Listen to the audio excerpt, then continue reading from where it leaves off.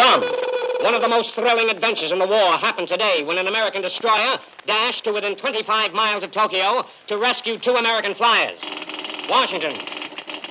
Edward J. Flynn, the New York Democratic leader and the personal friend of the President of the United States, has gone to Moscow to improve and stabilize relations between Russia and the Vatican.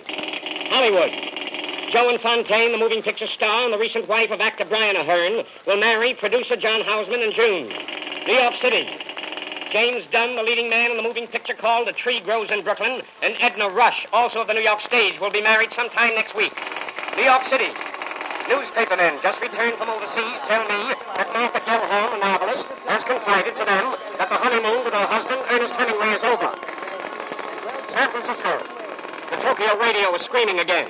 This time the Japs declare that American formations are roaring in at night. That would make it our 3rd raid on the Japanese capital within the last 24 hours. Chicago. The New York Daily Mirror tonight reports that Sergeant Joe Louis, the heavyweight champion of the world, and his wife Marva will confirm the long-time divorce rumors sometime next week. Here's more on the bombing of Hirohito's Imperial grounds. The British radio reports that part of the barracks of the Imperial Palace Guards were demolished. Tokyo admits that American bombs fell near the Omiya Palace, home of the Emperor's mother. More later. Behind the international front, inside Japan, Tokyo, a terrific shakeup in the Japanese cabinet caused by all the American victories is about to explode. Behind the scenes, Dr. Heinrich Stammer, that's S-T-A-H-M-E-R, the Nazi ambassador, is maneuvering desperately for a Japanese military cabinet. One that he hopes will attack Russia. This Dr. Stammer is credited at Berlin, Germany, with arranging the attack on Pearl Harbor. Stockholm. The Nazi Gestapo is starting to burn its secret papers. Bern, Switzerland.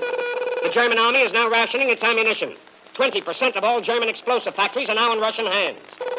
Moscow. The Russians are consolidating their gains. From the east bank of the Oder, the Russians intend to launch the knockout punch of the war.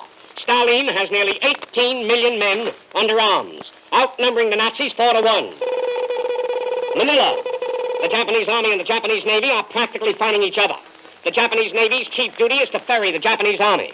But the Jap Navy not only cannot deliver reinforcements, it can't even defend Tokyo waters.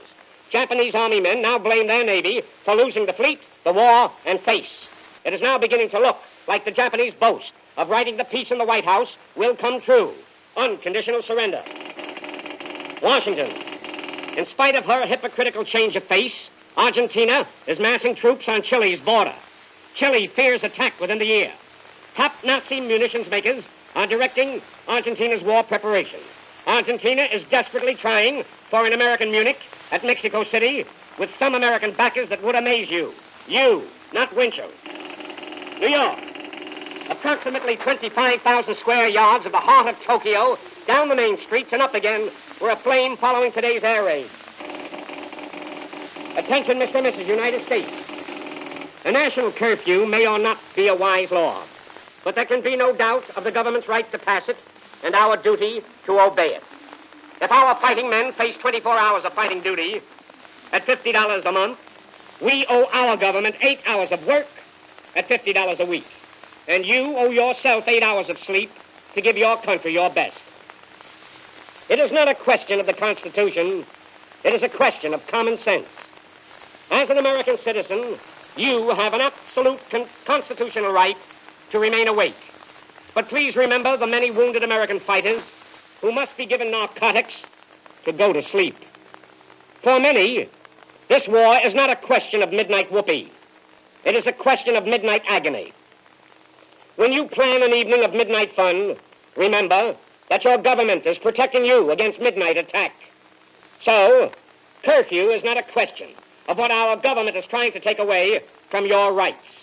It is a question of what you are willing to give to the war effort. Next week, for some Americans, the few hours after curfew may mean the last of a long night of jollity. For some other Americans, it will mean the final hours of their lives.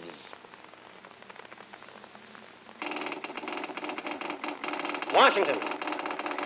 The Boston Dog Show is the first of its kind to be canceled. The ODT was infuriated after discovering that despite the edict banning unnecessary travel and conventions starting February 1st, over 2,000 dogs and their very proud owners were shipped to Madison Square Garden, New York, from as far west as California. New York. It's another little digest. A girl at the Horace Coons at the French Hospital, New York City.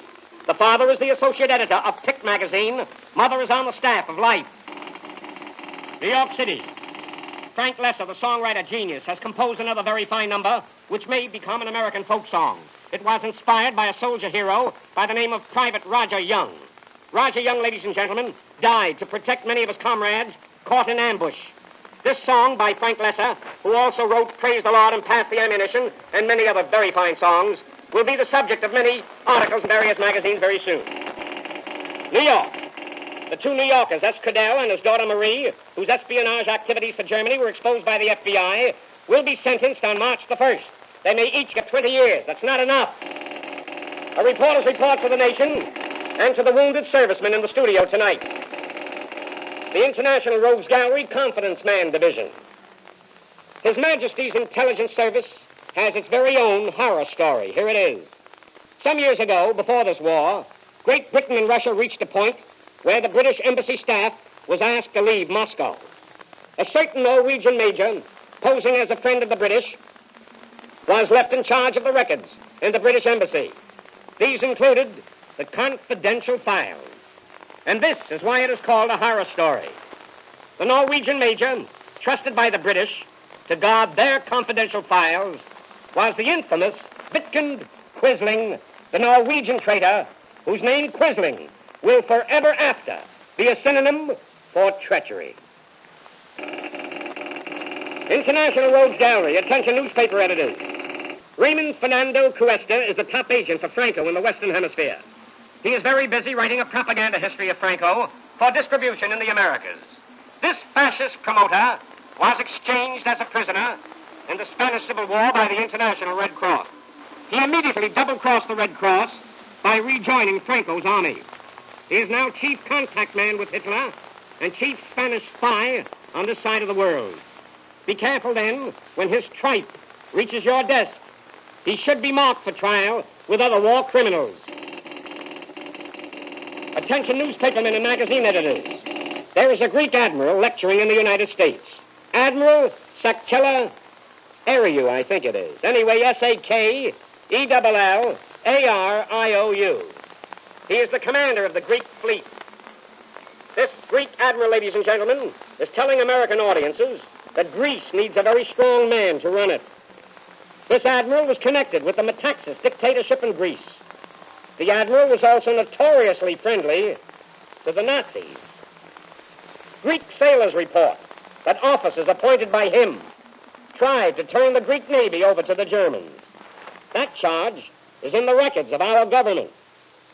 It must be a very interesting file in Washington, D.C. Why not make it public so that his lectures will be better understood? Yes, ladies and gentlemen, this Admiral Alexander Sakellariou, I think it is a man with a history. One interesting chapter is why and how and for what purpose is he now in the United States? Governor's Island, New York. The hangings of the two Nazi saboteurs have been held up because defense counsel has appealed for a writ. He contends that Coldpaw, the American half of the saboteurs, should be saved from death by a technicality. Coldpaw himself, ladies and gentlemen, at his trial, a very fair trial, confessed to being a spy and a traitor. But his lawyer says he didn't say positively. And now, Mr. Ben Grauer and Company for Jergens Lotion. I'll be back in a flash with a bolt from the blue. Tokyo. The Japanese are hysterical with fury because of today's wonderful bombing of the Emperor's imperial backyard. One bomb struck his mother's house. What, only one?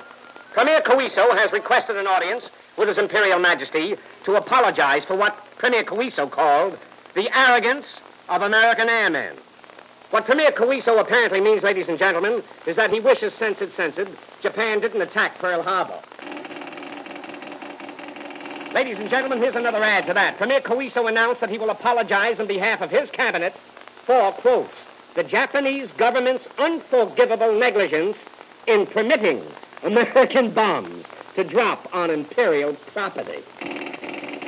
And that, ladies and gentlemen, winds up another Jurgens Journal until next Sunday night at the very same time. Until then, and with lotions of love, I remain your New York correspondent, Walter Winchell, who thinks that no American should gripe about the nightclub curfew. Making whoopee can kill time, but it can't kill Japs. Good night.